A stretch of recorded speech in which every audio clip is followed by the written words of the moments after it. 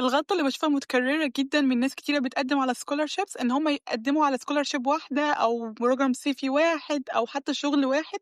الحياة مش كده، إحنا لازم عشان ناخد opportunity لازم نقدّم على كذا حاجة، يعني خلّي عندكم كذا plan. يعني أنا مثلًا لو هو عايزة أسافر أدرس ماستر مثلًا في ألمانيا let's say، فأنا هاقدّم على 6، 7 جامعات، هاقدّم على program تاني، هاقدّم على program حتى في مصر ممكن يدعمني إن أنا أسافر. مش هاسيب حاجة إن هي تخلّيني ما اتقبلش، فعلى طول نصيحتي إن إحنا يبقى عندنا كذا plan، والكلام ده مش بس على scholarships، ده كمان للprograms اللي لو في تطوع، وكمان للشغل. يعني على طول يبقى عندكم plan A وB وC وD. عايزة أقول لكم إن أنا أول مرّة ما اتقبلتش من أول مرّة في program Poland مثلًا. أنا قدّمت حرفيًا ممكن 30 مرّة قبلها. المنح بتاخد وقت عشان ما أكونش باكدب عليكم خالص. كل الحاجات دي بتاخد وقت، بس بجد مجهودك بيpay off في الآخر. ولو عايزين part 2 عن إيه الغلطات اللي أنتم ممكن تكونوا بتعملوها وأنتم بتقدّموا على أي scholarship قولوا لي في الcomments.